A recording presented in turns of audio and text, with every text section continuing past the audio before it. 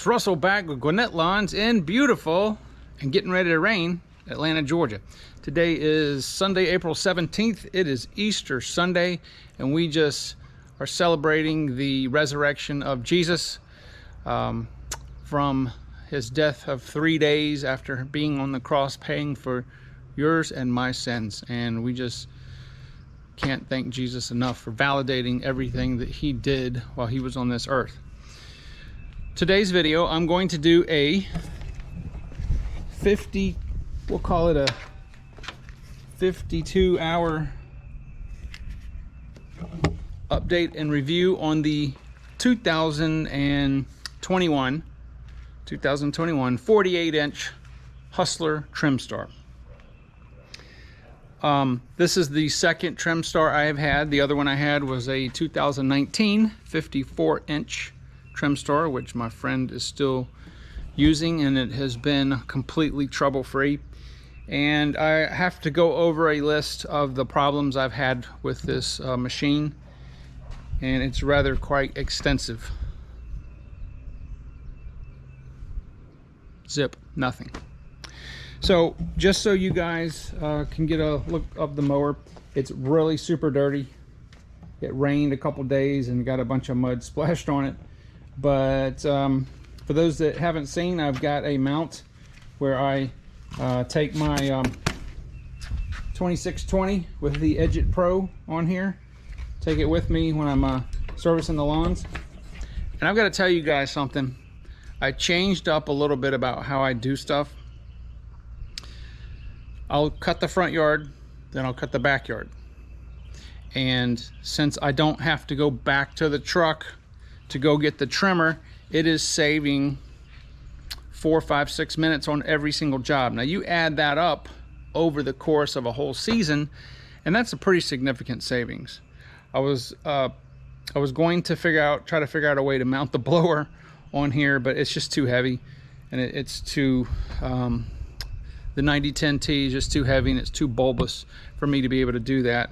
That would allow me to be able to do everything and not have to go back to the truck except to put everything up and leave. But anyway, that's what I've got on here. So other than that, I've got the Go Slide on here. If you remember from my previous videos, you can go back and look. On the 54-inch, I had the Pro Slide. The Pro Slide is the automatically retractable version of this. I had somebody ask me already in one of the videos, which one do I like better? Well, I like both of them. The Go Slide is about half the price of the Pro Slide, and you can go in reverse with it. The reason you can do that is because it only has one arm, and then it's got the plate.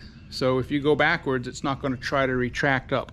The Pro Slide itself has a self-articulating retracting arm that will allow it to go back up if you try to go in reverse. So that's no good. But I like this. I like the compactness of the Pro Slide a little better, because when it retracted, it basically was way up here.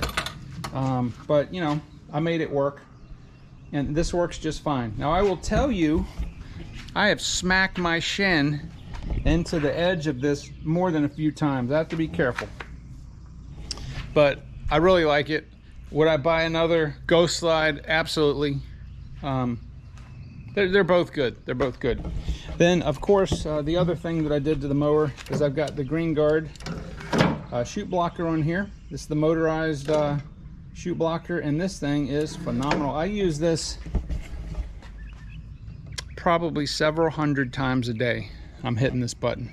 The only thing that's going on is that the fabric here is starting to wear out. So I'm going to see if I can't come up with something that's just a little thicker to alleviate that. But yeah, it's this thing is phenomenal. I love it. And the idea of you having this fabric here so that the grass won't shoot up between the edge of where the flap closes in the deck, because it's never going to be a perfect seal, but that keeps the dust and the grass from going back up in your face. It's really a big deal with Bermuda. Bermuda is a very dry grass, And especially when it's there's a lot of dormancy in it, that stuff is like powder, and it's amazing how much dust will shoot back through that. But that's good. I've changed the oil once.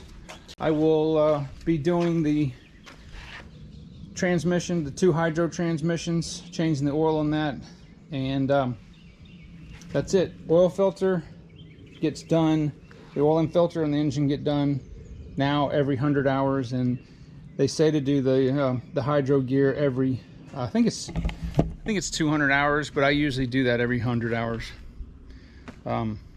Those hydro gears and pumps are really expensive, and I use the Amsoil 2050 in it, so it's good. Belts look awesome. Haven't had any problem with that. Have not had any problem with any nuts, bolts, or anything coming loose. Zero problems with this mower. Now again, it's only got, you know, barely over 50 hours, but I love these mowers, and I like the fact that they're just really good on soft. If you have hills, nothing is better than a Trimstar. I can cut stuff with this mower that most people, if they just have a 0 turn, will have to bust out the weed eater and do the hill. I can do some seriously inclined slopes with a side slope in it. The thing that is even more impressive is the fact that when it rains a lot down here, some of my yards are really super spongy, and if you have a regular stand-on or a sit-down 0 turn, the ground pressure from the weight, especially on the rear tires of those units, will leave ruts, and you can easily get stuck. Whereas the tires on this are super fat compared to the size of the mower, and I would even go so far as to say these are almost like flotation tires. They're oversized big for the mower. It almost looks like a funky drag racer. But the ground pressure of this mower is very gentle, and I've been in places where the grass was really tall and the water was about that high, and I didn't know it. Any other mower would have gotten stuck. This, all it did was that's what all this mud is from. It just sling the mud up there. Didn't leave a single rut. Just kept on going.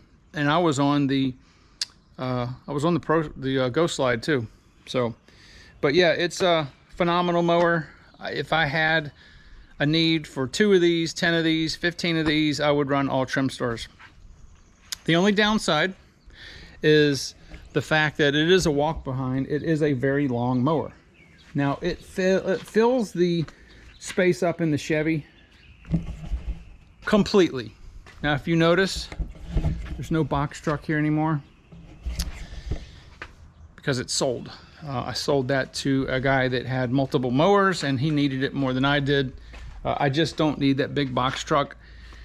Loved it, absolutely loved it. It was the best thing I ever did in my business as far as advertising. But my HOA here didn't like it. I was constantly getting letters, and they're not going to bother me with this setup right here. I didn't want to go back to a trailer, and for me, this is the perfect thing. Obviously, if I was going to do multiple mowers, I would go probably back to a box truck. But that box truck was phenomenal in every way. I loved it. It was nice having everything that I needed in there, and it had plenty of space. But I just don't need the space anymore, and didn't want the hassle with the HOA anymore. So hated to sell it. I almost cried when the guy left. But he was very excited. He was excited to get that box truck as I was when I got it. So it's in good hands. But anyway, so that's pretty much it. The Trimstar is a phenomenal mower. If you're contemplating a new mower, I would give these guys a look. Even if you don't have hills, if I was down in Florida where it's flat, I would still run these, because it would allow me to cut in conditions, especially a lot of the yards have the gully slopes in the front, where I've seen people get stuck on YouTube, and I wouldn't get stuck in this. You really would have to work hard to get this thing stuck, and it's just the traction and the tires are just phenomenal. Even the tire wear is almost nil. You know, that's 50 something hours, and I can tell you that the right standard that I had, I-36, had a lot more wear because there's just a lot more pressure on those back tires. It's a more compact mower, and the PSI pressure on the tires itself, it's just more. So anyway, that is going to be pretty much the review. If you guys have any questions about the Trimstar, since it's my second one, it's I'm pretty familiar with the ins and outs and idiosyncrasies, if there are any. But Hornet trying to get me. But yeah, it's the only thing I would change is this engine.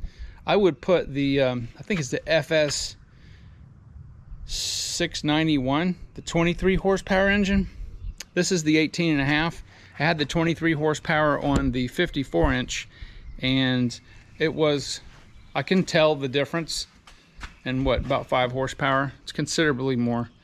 So I would have the big engine on this one if I could get it. In fact, you can't get a 54 inch with the 691 anymore. They put this engine on here, so you know, it is what it is. But anyway, so I hope this was interesting for you guys. If you have any questions, comments, or whatever, just leave them down there, and I'll try to answer them if you're interested in Trimstars or how they operate in different environments.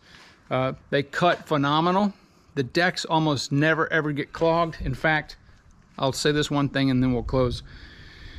I normally, because it's so humid here in Atlanta, wait till about 11 to start cutting, to let the dew from overnight dry on the grass, because it makes such a horrible mess. The deck on the right at the end of the day would have just thick gobs of clumps and stuff up under the deck, which would require scraping. I can cut like that all week with this Trimstar, and they'll barely, maybe double my thumb, right on the edge of the spindle. As far as the deck, I can cut the nastiest, wettest weeds and Bermuda and everything. It just doesn't stick to the deck. The deck design's different. I think it's because there's less baffling under there. But they cut really, really good. I've got a fescue, couple fescue yards. I've got most everything's Bermuda. I've got some zoysia and some centipede yards. It does wonderful on all of them and makes fescue stripe like really good. So anyway, guys, I'm going to go ahead and end this video. Have yourself a great Easter, and I will see you on the next one.